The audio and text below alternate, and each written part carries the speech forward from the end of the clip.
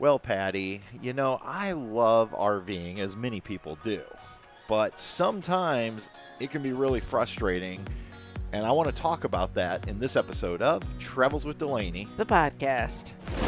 Hey, everyone. Welcome back. My name's Patrick. And I'm Patty. And we are joined today on the podcast couch by none other than Mr. Truman. And Miss Bess. That's right. She's joining us this time. I know. Sometimes she doesn't join us. She likes this couch, though. This is her domain. It was so funny. As soon as I started setting up the equipment. Oh, Truman's right in. He always jumps right up on the couch. He's like, man, I'm not missing a recording. He always wants to be on the recording couch. So, Patty, I was thinking RV has always stood for recreational vehicle. Yeah. But recently I'm starting to think it stands for ruined vacation. I think it could be. And we're going to talk about that. But before we do, we need to do another exciting round of this or that. Okay. Here we go. So currently we are staying at Camp Margaritaville. Yes. In awesome. Pigeon Forge. I have to tell you, we could do a whole episode just on this place. Love it. But, yes, Patty. Yes. When the margarita cart comes around, if you are faced with the choice of a mango margarita or a salted watermelon margarita. I was like, what? Which one are you choosing, mango or salted watermelon? Oh, jeez. Those two were on our flight we had the other day with coconut margarita, and they were all awesome. But I usually tend toward mango, but the watermelon margarita was pretty unbelievable. It was pretty outstanding. I have to go with the watermelon margarita, especially if it comes from here. Yeah. So, I tell you what. It was so light and refreshing on a 90-whatever day at the pool. Yeah, they all were great. But that one, I think, was my fave. Yeah. So that was my jam. I actually like the coconut. Yeah. The best of the three. And I normally drink mango because that's what you like. So. Now, let's just clarify. Usually we share a humongous one that you could take a bath in, Right. Those kind of things. And so usually we each don't need a humongo one. And, he usually succumbs to what I like. So we normally do share a margarita, and normally we get it frozen. Yeah, these are on the rocks. These are on the rocks, and I'm so amazed you're drinking them. Mm-hmm. Because you've always been more of a blended, frozen type. Yeah. So, anyway. I like it. Well, probably the way I should have started this podcast was, today we're joined by our special guest. Oh, wait, they're not here. Yeah, they're not here. Because technically we should be recording this podcast right now with my aunt and uncle from Texas. Many of you know them as Colonel Woody, which is my Uncle Dennis, and my Aunt Priscilla. Right. But they're not here. They are not here. Nope. We had planned this trip way back when we were all together in Florida at Christmas. Yes. And have been looking forward to it for months. And so let me just set the stage and then we'll get into the topic. So they left Texas on last Saturday morning. It doesn't really matter what the date is. Yeah, I don't know. And drove about, I believe they said, just shy of 500 miles up to Shreveport, Louisiana. That was their first stop. They were going to turn it into a 3-day drive to Pigeon Forge. And when they woke up on Sunday morning, Uncle Dennis was outside just kind of, as he always does, a quick walk around, and noticed a lot of water under the RV. Yes. And like he said, normally you see water, you're thinking, well, we ran the AC all night. But it wasn't around the RV. It was under the RV. Mm-hmm. And so that's not good. No, that's never good. And when he started investigating, he noticed his underbelly was full of gray water. Right. So he did decide to go ahead and dump his tanks. And when he pulled the cap for the dump, gray water rushed out of there as well, which it shouldn't. Right. Because the valves were all closed. So they called us, and we all talked about it and made the decision that they should turn around and go back to Texas, which they did. Yeah, they were you could just feel the frustration through the phone and the stress, the anxiety that this was causing them, making that decision, Right. So it was a sad moment. And that's why I say maybe RV should stand for ruined vacation, because we know this isn't, my aunt and uncle are not the first couple who have had to cancel their vacation because of RV issues. And I want to say right up front, this RV is brand new. They purchased it last fall. Right. It's still under warranty. Mm-hmm. And it has spent more time in the shop than out on the road. Yes. Mm-hmm. Now, I know some of you may be thinking, well, they could have came on and yeah, they could have. And they could have. They could have used the bathhouses. But you know what? They're in their 70s. They don't need to. And they don't. That was not. And honestly, my uncle, I don't think it was even the issue of using the bathhouse. No, I think it was more he was concerned that the underbelly was wet. He was worried about mold, that the longer this went, and so he felt like he just needed to get it back to the dealership so that they could take, because he didn't want it. He didn't. The thing is, as we're recording this, we're recording on Thursday. Right. It's at the dealership. They took it there on Monday. The dealership, which is a great dealership, and I'll say it, Ancira is. My uncle speaks very highly of Ancira RV down near San Antonio, Texas. But they just told him we're so backlogged. It may be a couple weeks before we can even get to it. Mm-hmm. And so the consequences of this failure on this RV, again, not the first failure. They just had gotten it back from having a black tank valve that wasn't working fixed. Mm-hmm. Their countertops have had to been replaced already. Yep. The fan did not work in their bathroom. They had to have a part on it replaced. I feel like I'm missing. I think there were other, it's just been nonstop. And for those of you wondering which RV it is, I have no problem saying it's a Coachman Chaparral Light, a 2022. Mm-hmm. And in my opinion, it's a lemon. But it had this been a car, then most likely it would be covered under the Lemon law and they could get their money back. But sadly, the RV industry, which I do love, and I'm not here to bash on the industry because I hate the RV industry. I'm here to bash on the RV industry because I love it, and something needs to be done. These manufacturers need to be held accountable for the crap they've been producing, especially since the start of COVID. Mm-hmm. They have only been concerned about their bottom line numbers and have not thought about the customers and what impact it will have on customers. And so not only did our vacation with my aunt and uncle, who, like I said, are in their 70s, and God, I hope they're around till they're 100 years old, although Uncle Dennis may say he doesn't want to be. Yeah.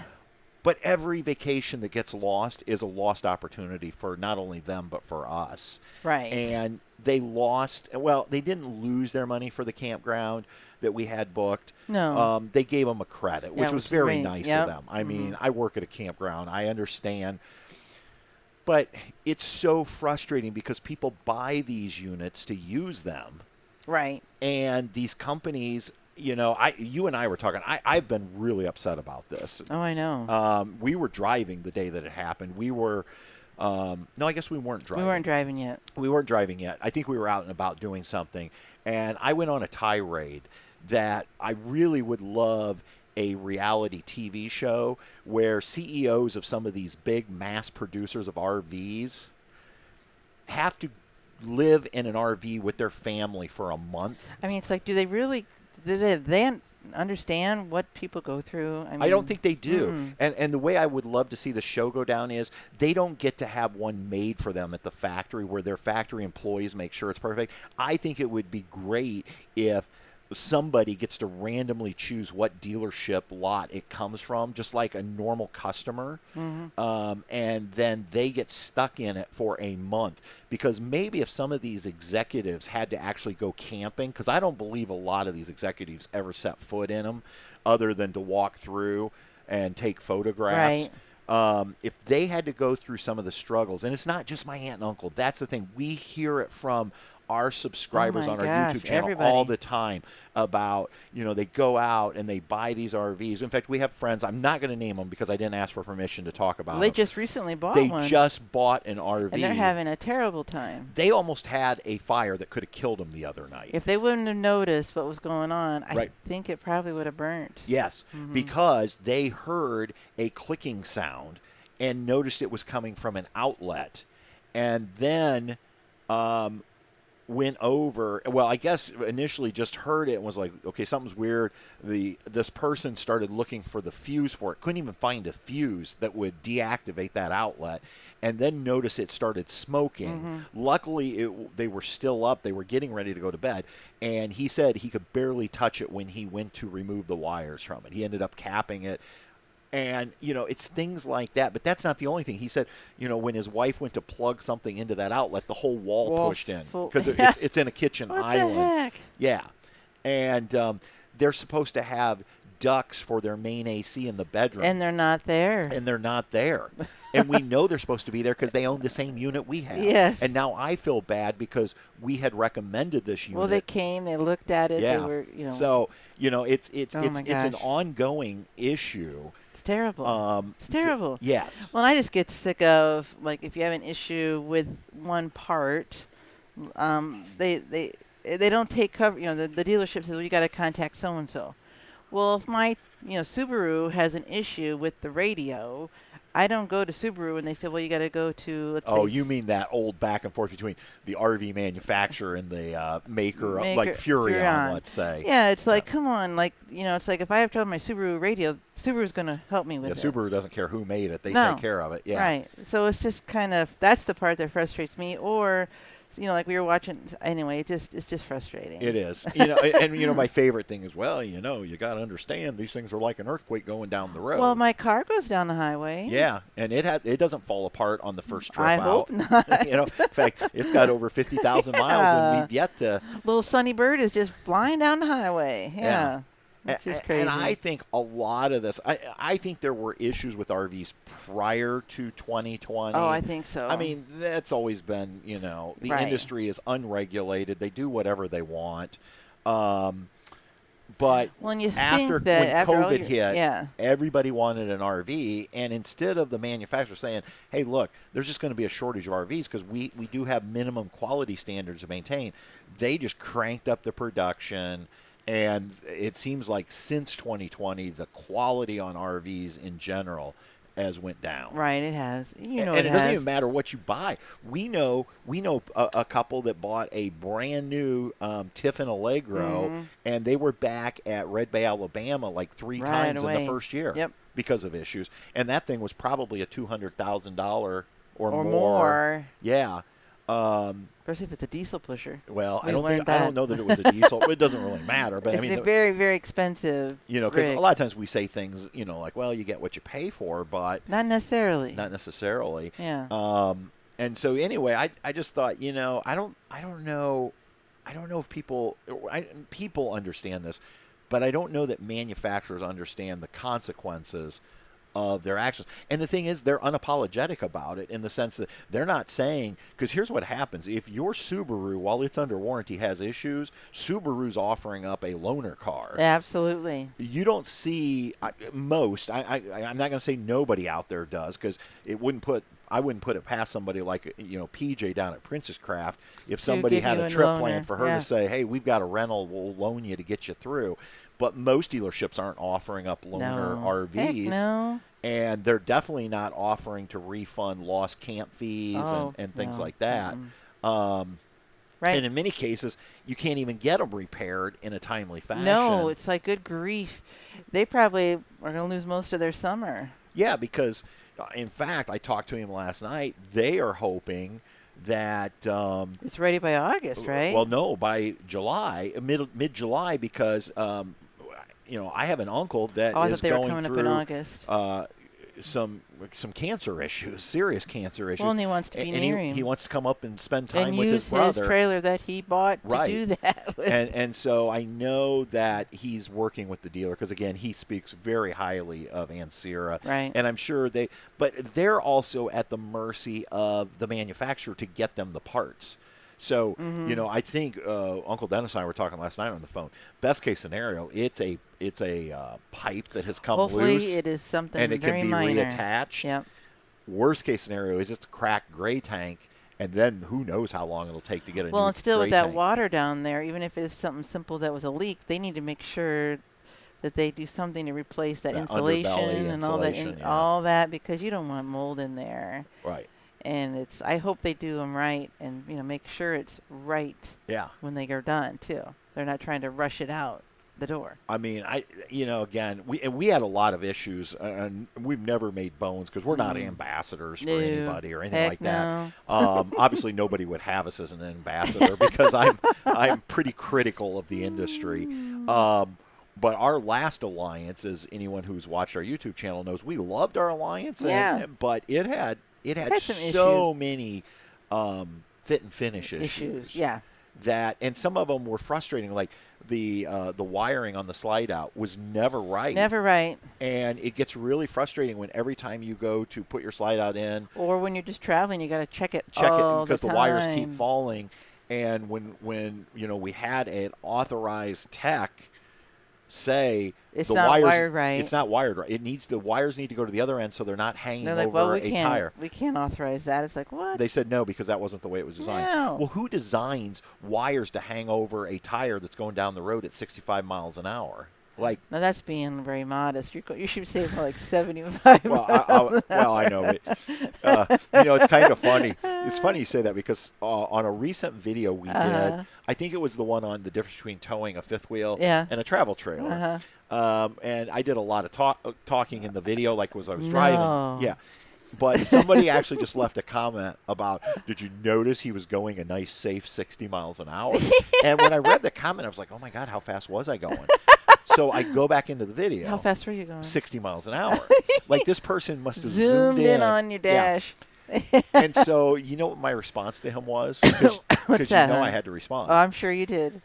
It's because we were on US 30 in Indiana where the speed limit's 60 miles an hour. I go the speed limit. And I've never had a ticket, knock on wood, in my entire life for speeding. Yeah. I want to clarify, for speeding. Because one time, the only ticket I've ever had was for not wearing my seatbelt. You remember that? Well, we thought it was an on-ramp. Well, that really wasn't an excuse for not wearing it. No, but we were... He pulled me over. He pulled me over for weird, speeding on an on-ramp. I didn't even realize it was the on-ramp. We left a restaurant. We were just jibber-jabbering, had a great time. And we were just, not really thinking. And, Right. So, I mean... So I always clarify. I did. He said I won't get you for the speeding, but that was when the seatbelt law had just went into effect. Right. And in Florida, he said it was non-negotiable. He had to ticket me, but I've never had a speeding violation. And so I guess the guy was making fun of the fact that I was only going 60 miles an hour. But it was 60. You know me. My friends all make fun of me because they say I drive like an old person. But you get him in his truck alone, just in the truck. Grandpa. Well, you get him in my Sunny Bird Subaru, and he acts like it's a little go-kart, and he's zipping around. It's a little easier to get around. And he's tooling around, speeding around corners. But anyway. Anyway, I heard, and back to our topic of like these RV manufacturers, and I was listening to a YouTuber that I periodically will watch called Lato's Law. It's a lawyer. I believe he's up in Michigan, and he was talking about a case out in Virginia where a gentleman was suing Camping World and Thor because he had bought, I believe it was a Class C motorhome that literally was never right from day one and spent, again, more time that first year in the shop than they were able to use it. And he ended up suing Camping World and Thor. And the judge, at the point that Lato's Law's video came out, they had released Camping World from the lawsuit because apparently when the gentleman had signed paperwork at Camping World, he had signed so many forms that one of the forms basically stated that you can't sue us. So they were released from the case. But then the judge also said, I have to dismiss the case here in Virginia because apparently somewhere in that paperwork, Thor makes it to where you can't sue them outside of the state of Indiana. And we know why they want all court cases in Indiana. Number one, it's closer for them and their lawyers because that's where they're located. And number two, let's face it, the laws in Indiana favor the RV industry because they don't want to lose workers. Right. And so I don't know what's going to happen with that case. Hopefully the gentleman's going to move his case to Indiana, although I don't know that he'll get a favorable outcome in Indiana.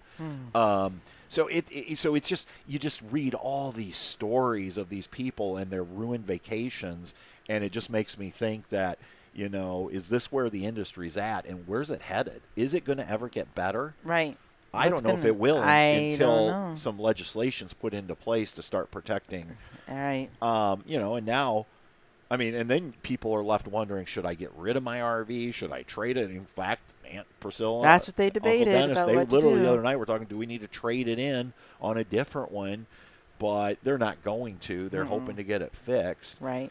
But it's just sad that they've had all these issues, and it's not even a year old. And we lost what was a vacation we had been planning for months. Right. So, gone. Poof. I don't know. That. I just wanted to rant, basically, in this episode. But I'd love to hear how many of you have also had ruined vacations because of issues with your RV to where you could not go RVing, either because it was in the shop and didn't get done in time, or when you got ready to leave or during your vacation, something happened with your RV. Right. So. Yep. I want to hear your stories. Yeah. And I'll tell you what, there's a lot of stories on YouTube. All you have to do is start doing some simple searches. You'll find them. You'll find them. I'm not even going to name names of the channels doing them, but the thing is the big one we've been hearing about in the recent months is the whole frame flex issue. Oh, yeah. But it's not just that. And that's one of the things I hated. I saw a YouTuber who was like making fun, in essence, of YouTubers talking about frame flex. Here's the thing. Frame flex really has only been impacting the larger fifth wheels and the toy haulers. Like I had somebody say, well, I hope your new RV doesn't have a lippert frame. It has a lippert frame, and there's nothing wrong with it. It's a 33-foot RV. I think, isn't it more the weight you put in it? Well, some of it might be that. It's been affecting those really long 40-plus the big ones. and the toy haulers. But for another YouTuber to basically say, well, that's not even affecting hardly anybody. It doesn't matter if it's only affecting one person. It's affected one person. To that one person, it's a darn big deal. Issue, yeah. And so I just think that, I would never blow off people's complaints about their RVs as like, well, it's just you, it's not me. Because a good example is we've owned RVs to where we've never had issues, but we know people who own the same company RV and had terrible trouble. And I would never be like, well, we didn't have an issue, so you're just, no. I mean, it's a big deal when when you spend this kind of money. Well, in time, it's just, it's crazy. So, anyway. It's crazy. Thank you to all of you for allowing me to rant today. Because it's your money, right? Yeah, that's right. It's my money. I got to get a T-shirt that says, it's my money. It's my money. It has nothing to do with money today. It is my money. When you spend this kind of money, you expect my money. Not to have issues. So, luckily, our new RV, so far, we really haven't had many issues. Knock on wood. Knock on wood, if there's any in here. But no, there is. I tell you what, this is a gorgeous RV, and we're loving it. But all right, and a huge shout out to Mr. Jim Kuzman. Thank you, Jim. He's our friend. He's our producer. Jim. He's the one that has to listen to this podcast probably multiple times to edit it. He'll be sick of me. Poor boy. I know. Sorry, Jim. But I just felt like I wanted to get this out there. And it doesn't solve any problems other than maybe if you're listening to this and you've been having issues with your RV, you'll realize you're not alone. Nope. And I hope someday as an industry we either get this cleaned up or legislation takes act. And, I know somebody's sitting there ready to go to the keyboard and go, well, when they legislate it, the price of RVs is going up. You know what? I would rather pay more. I would rather pay more. Knowing that I won't be traveling down the road and like a tire flies off or something. Yeah, exactly. I mean, and again, I don't think to ask for the similar quality standards that are in the auto industry, in the RV industry, is too much to ask. And if that means prices go up, then prices go up. Then that's what has to happen to make it work. And I guess if somebody wants to keep producing crap and somebody wants to waste their money on it, then maybe I don't know. But I guess if legislation goes in place, you can't do that. So nope. All right, we need to wrap this up. Wrap it up, baby. All right, everybody. Well, thank you so much for joining us. Next week we'll be back with hopefully a much more positive version of this podcast. You put your smile on. That's right. Maybe next week we will talk about Camp Margaritaville. We'll be happy at Happy Acres. That's right. Everybody's happy. Everybody's happy at Happy Acres, and that's where we'll be next week. Yep. So, all right. Till next time, everybody. We'll see you on down the road. Bye. Say bye. Travels with the lady. We'll see you on down the road.